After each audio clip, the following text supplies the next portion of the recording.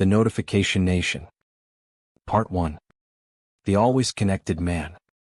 Charlie Watson was convinced that the ping of an incoming notification was the most beautiful sound in the world. At 35, he had built his entire identity around being instantly available, constantly informed, and perpetually busy. "I'm just maximizing my productivity," he'd explain to anyone who questioned his habit of checking his phone mid-conversation. His girlfriend Lisa had stopped questioning it around the time she stopped being his girlfriend.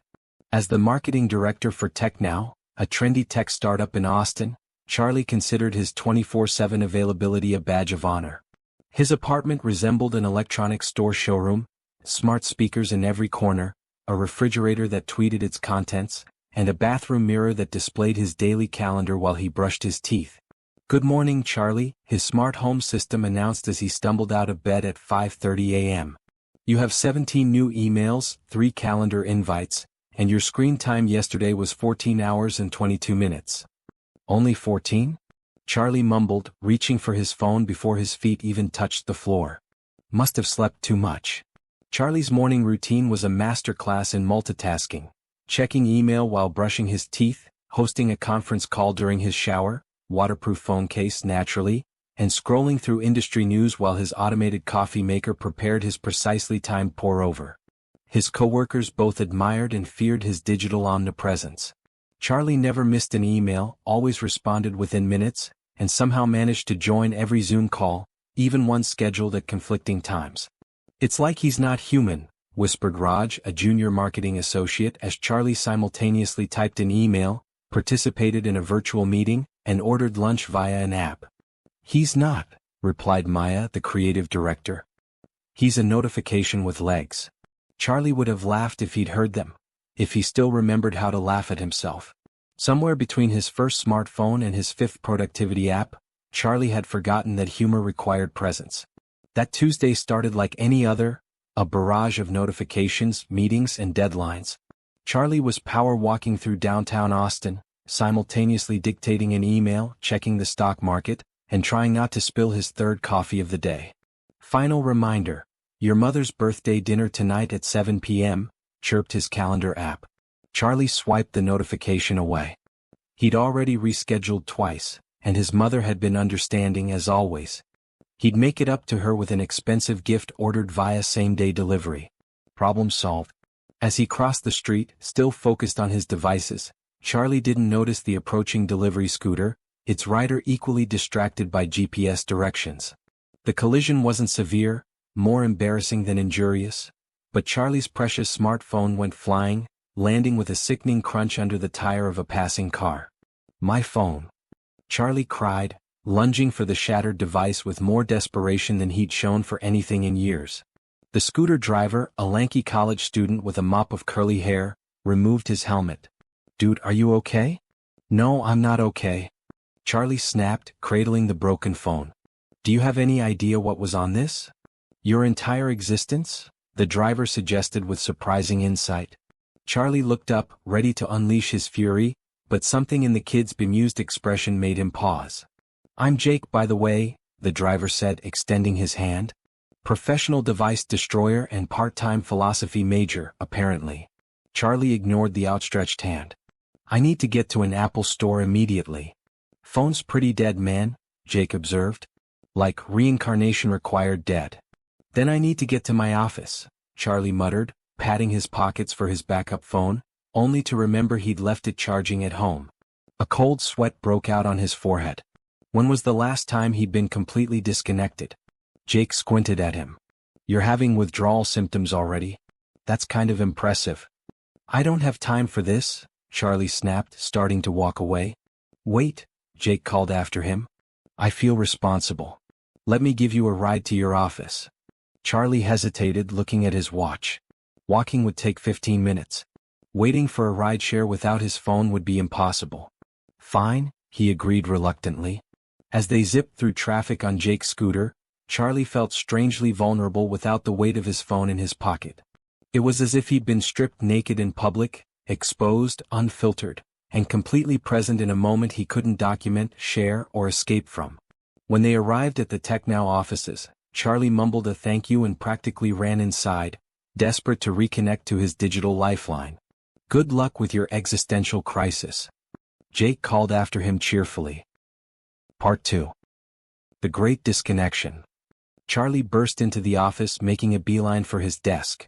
"My phone's dead," he announced to anyone within earshot, as if reporting a death in the family. Maya looked up from her computer. "There are worse things, Charlie." "Name one," he challenged, already logging into his computer. "Having to talk to actual humans face to face?" she suggested with a smile. Charlie didn't laugh. His fingers flew across the keyboard as he accessed his cloud accounts, relieved to find his digital life intact. "I need a new phone delivered ASAP," he muttered. "All the carriers are experiencing shipping delays," Raj interjected. "Some kind of global chip shortage. 2-week minimum wait time." Charlie froze. 2 weeks? That's impossible. There has to be a phone somewhere in this city. "Good luck," Maya said. "Everyone's hunting for them. It's like toilet paper in 2020. Charlie spent the next 3 hours calling every electronics store in Austin, only to confirm Raj's assessment. The earliest he could get a replacement was in 10 days. "I can't be without a phone for 10 days, he muttered, running his hands through his hair. That's normal for most of human history?" Maya suggested. Charlie glared at her. Not helpful. By 6:30 p.m., Charlie had cobbled together a solution. He'd use his tablet for email, his laptop for calls, and borrow a smartwatch from the office tech closet. It wasn't ideal, but it would get him through until he could replace his phone. As he was setting up the devices, his computer pinged with a calendar reminder: "Mom's birthday dinner, 7 p.m., don't reschedule again." Charlie swore under his breath. Without his phone, he had no easy way to call and cancel. His mother didn't use email, too impersonal, and her ancient flip phone didn't support the messaging apps he relied on. "Looks like you're actually going to have to show up," Maya remarked, passing by his desk on her way out. "I can't," Charlie said automatically. "I need to set up these devices and reconfigure my notifications." Maya paused, giving him a long look. "Charlie, I've known you for 3 years and I've never seen you talk about your family without checking your phone at least twice. Maybe this is the universe telling you something." "I don't believe in signs from the universe," Charlie replied. "I believe in solving problems efficiently." "Well, sometimes efficiency isn't everything," Maya said. "Your mom's birthday only happens once a year." Charlie sat at his desk, wrestling with the decision. The old Charlie, the always connected, never missing a beat Charlie, would have prioritized reconfiguring his digital ecosystem. But something about the day's events had shaken him. With a sigh, he shut down his computer. "Fine. Universe, you win this round." Charlie arrived at Rosalinda's, his mother's favorite Tex-Mex restaurant, almost 15 minutes late. He spotted his mother, Margaret, sitting alone at a table for 4, sipping a margarita. "Mom, I'm so sorry I'm late," he said, sliding into the seat across from her. Margaret Watson's face lit up with genuine surprise. "Charlie, you came." The delight in her voice made Charlie wince with guilt. "Of course I came," he said, trying to sound casual. "It's your birthday." "Well, after you rescheduled twice, I wasn't expecting you," she admitted, taking a sip of her margarita. "I invited your brother and his wife, but they couldn't make it either. Something about the twins having swim practice." Charlie felt a stab of remorse. His mother had been prepared to spend her birthday dinner alone. "I'm really sorry, Mom." She waved away his apology. "You're here now, that's what matters. Though I notice you're not checking your phone every 2 seconds. Are you feeling all right?" Charlie laughed despite himself. "I broke my phone today. Actually, a delivery guy on a scooter named Jake broke it." "Well, I'll have to send Jake a thank you note," Margaret said with a mischievous smile. "It's nice to have your full attention for once." As they ordered their food, Charlie found himself strangely present in the conversation. Without the constant interruption of notifications, he actually listened to his mother's stories about her book club, her volunteer work at the local animal shelter, and her upcoming trip to visit his aunt in Florida. "You know, I've been meaning to tell you," Margaret said as they shared a plate of churros for dessert. "I'm thinking of selling the house." Charlie nearly choked on his dessert. "What? The house we grew up in? Why?" "It's too big for just me and the stairs are getting harder on my knees," she explained. "Plus, I found this lovely little condo closer to downtown, walking distance to everything." "But, When did you decide this? Charlie asked, genuinely shocked. Margaret gave him a gentle smile. I mentioned it in our last 3 phone calls, Charlie. But you were always multitasking. Charlie felt a wave of shame wash over him. What else had he missed while he was half listening, half scrolling? I'm sorry, Mom, he said and meant it. I haven't been very present, have I? You're a busy man, she said kindly. But sometimes I wonder if all that busyness is really necessary. Charlie didn't have a good answer for that. Part 3. The emergency backup.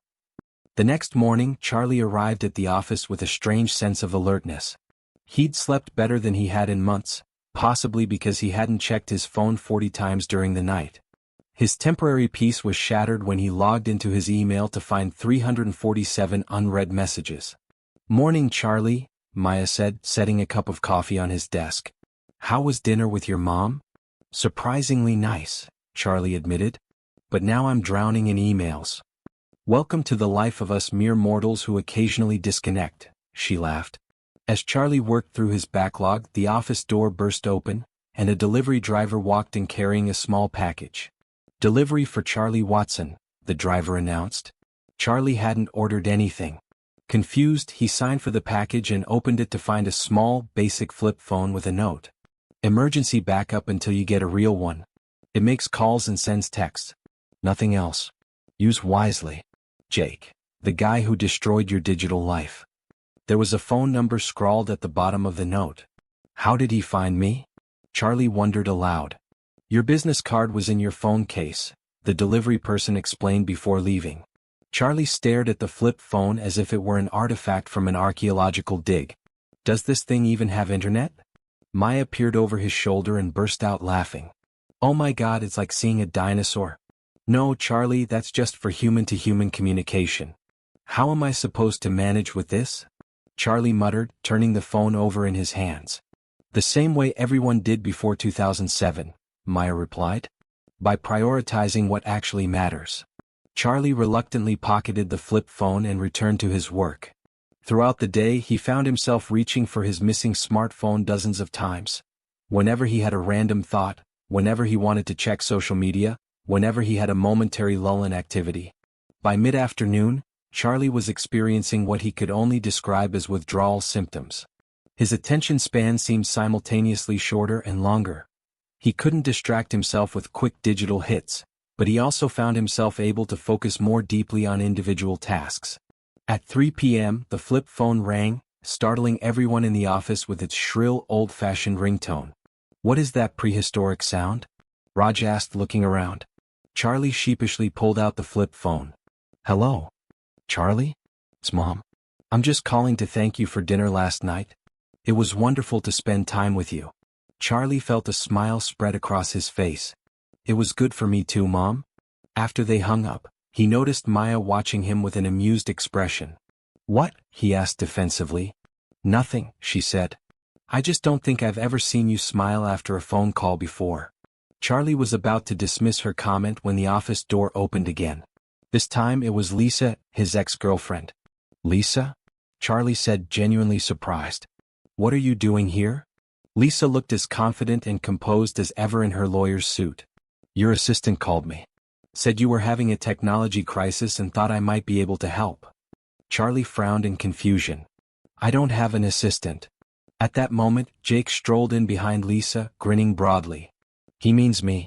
Your unofficial digital detox consultant. You? Charlie sputtered. How did you find Lisa? Jake shrugged. Your emergency contacts were in your phone.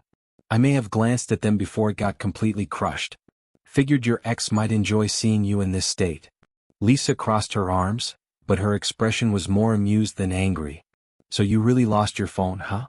I never thought I'd see the day. It's been educational, Charlie admitted reluctantly.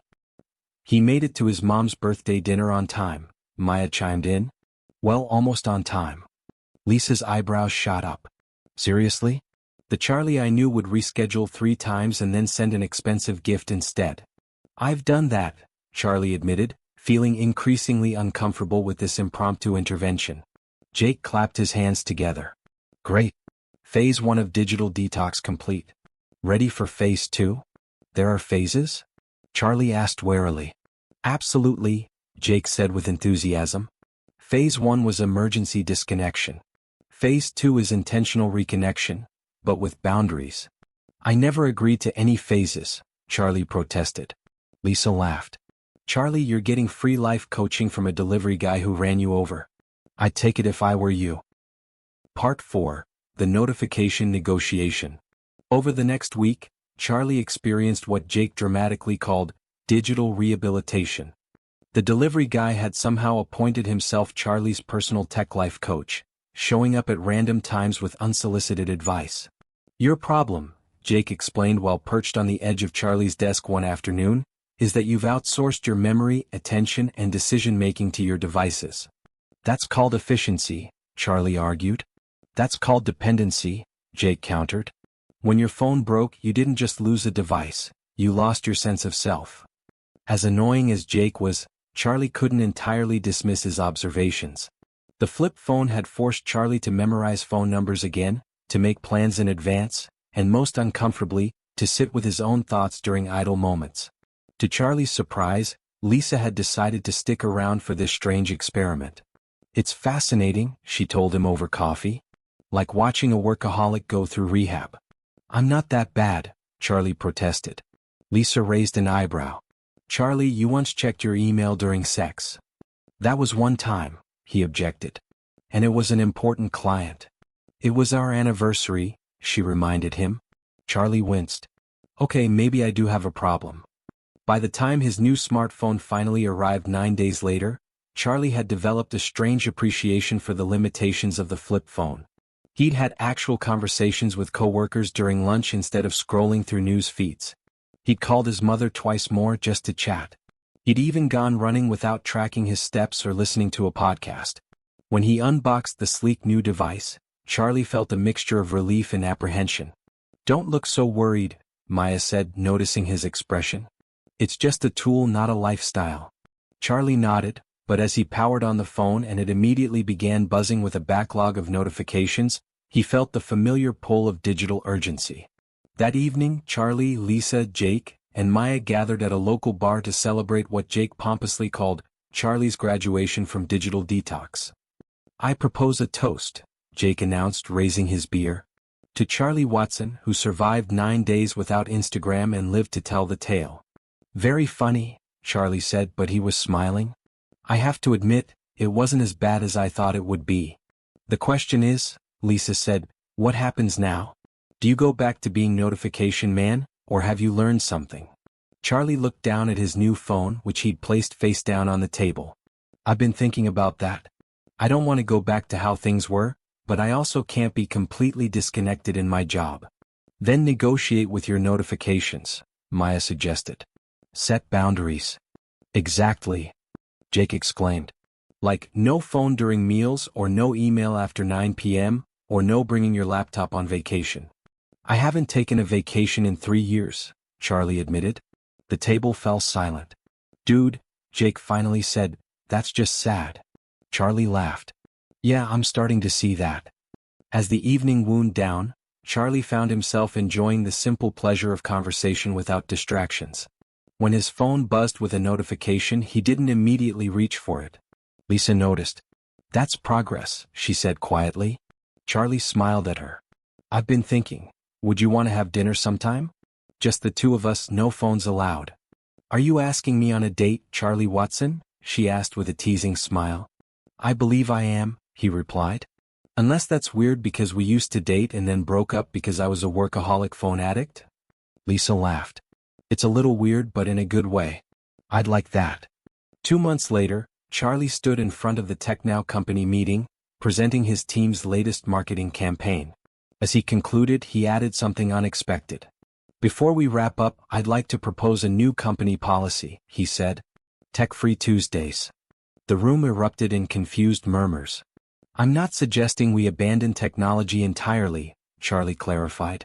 Just that we designate Tuesdays as days when we prioritize face-to-face meetings over video calls, when we turn off notification sounds, and when we leave our devices behind during lunch. Is this the same Charlie Watson who once asked IT to install monitors in the bathroom stalls? The CFO asked, only half joking. The very same, Charlie confirmed with a smile. Let's just say I had an unexpected intervention. After the meeting, Charlie checked his new Boundaries app, designed by none other than Jake, who had quit his delivery job to develop digital wellness tools. Charlie's screen time was down 62% from 2 months ago, and his satisfaction score, a metric Jake had invented, was up 78%. That evening, Charlie met Lisa for dinner at Rosalinda's, his mother's favorite restaurant, which had become their regular date spot. As they settled into their usual table, Charlie turned off his phone entirely and placed it in his pocket. "How's your mom liking the new condo?" Lisa asked as they looked over the menu. "She loves it," Charlie replied. "I'm helping her move the last of her things this weekend. Want to join?" "I'd like that," Lisa said with a smile. As they enjoyed their meal, Charlie marveled at how much his life had changed in just a few months. He still worked hard, still loved technology, and still valued efficiency. But now he understood that connection, real, undistracted human connection, was what made life meaningful. His phone remained in his pocket, silent and forgotten as it should be. As the mariachi band played softly in the corner of Rosalinda's, Charlie reached across the table and took Lisa's hand. "I never thought breaking my phone would be the best thing that ever happened to me." Lisa squeezed his hand. "Sometimes we need to lose something to realize what we've been missing." "Very profound," Charlie teased, but his eyes were sincere. "Thank you for giving me a second chance." "Thank Jake," Lisa replied with a smile. "He's the one who orchestrated this whole intervention." Charlie laughed. "Don't tell him that. His ego is already out of control." As they finished their dessert, Charlie made a decision. He took out his phone, powered it on, and navigated to his calendar. "What are you doing?" Lisa asked, eyebrow raised. "I thought we had a no-phone rule." "Just one thing," Charlie assured her, tapping at the screen. "There. I've just scheduled 2 weeks of vacation next month. If you're interested, I hear Costa Rica is beautiful this time of year." Lisa's eyes widened. "Are you serious? You're actually taking a vacation?" Complete with an out-of-office reply that says, "I will not be checking email," Charlie confirmed. "So, are you in?" Charlie Watson voluntarily disconnecting for 2 whole weeks? Lisa pretended to check his temperature. "You must be coming down with something." "I'm coming down with perspective," he replied. "So, Costa Rica?" Lisa smiled. "I'm in." Part 5. The Balanced Connection. 6 months later, the TechNow office holiday party was in full swing. Festive decorations hung from the ceiling, and employees mingled around a lavishly catered buffet. In one corner, a photo booth had been set up with a sign that read, "Analog Memories." Jake's idea, naturally. Charlie stood near the window, nursing a glass of champagne and watching his colleagues with newfound appreciation. Since implementing Tech-Free Tuesdays, he'd learned more about his team in 6 months than he had in the previous 3 years. "There's the man of the hour," Maya said, approaching with a plate of hors d'oeuvres. The latest company satisfaction survey results came in. Employee happiness is up 34% since last year. "That's great," Charlie replied. "Though I suspect that has more to do with the 4-day workweek experiment than my digital wellness crusade." "It's all connected," Maya insisted. "People feel seen now. That's what changes everything." Across the room, Jake was enthusiastically demonstrating his newest app prototype to a group of developers. His Boundaries app had been such a success that TechNow had acquired it and brought Jake on as the head of their new digital wellness division. "Hard to believe that's the same guy who ran me over with a scooter," Charlie remarked.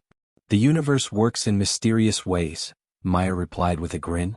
Charlie's phone buzzed in his pocket, one of the few notifications he still allowed. It was a text from his mother. "How's the party? Don't forget brunch tomorrow. Love you."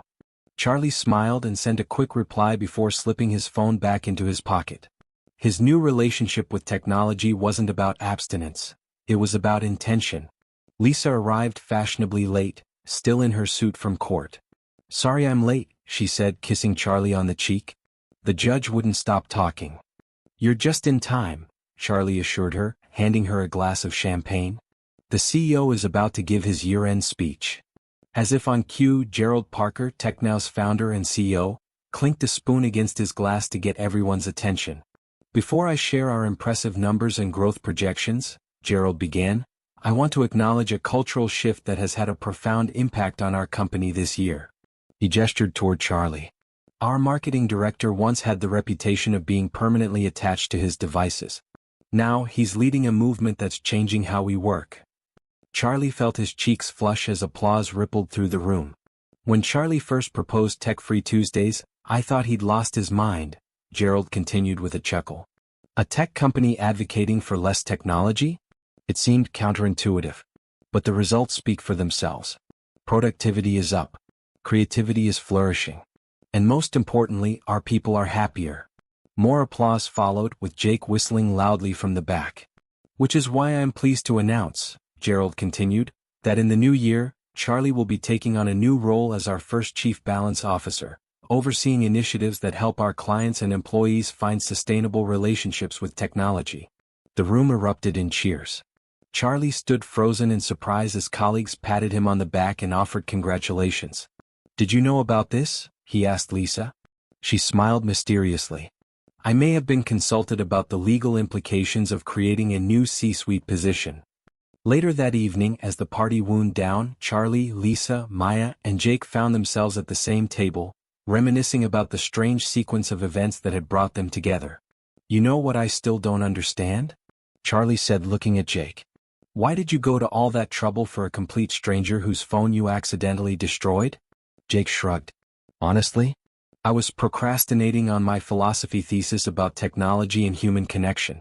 You were basically a living case study. So I was your guinea pig? Charlie laughed.